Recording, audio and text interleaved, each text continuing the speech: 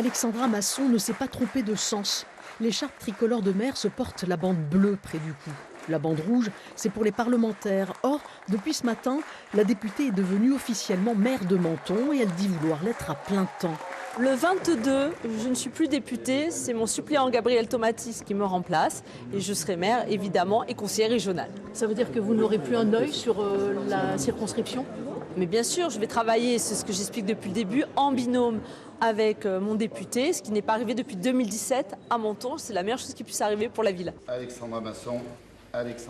Aucune des 29 voix de la liste RN ne lui a manqué. Côté opposition, tout le monde a voté blanc. Sandra Père a froissé le bulletin Masson.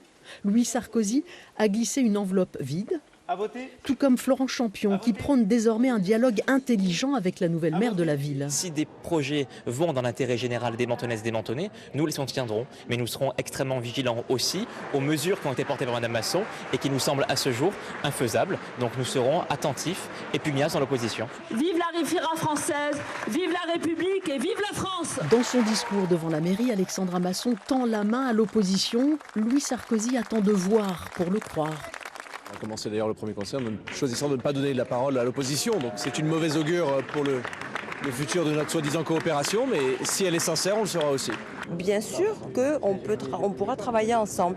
À partir du moment où ce sera contre l'intérêt général, où les projets ne seront pas pour le bien-être et la qualité de vie des Mentonnais, nous serons une opposition constante.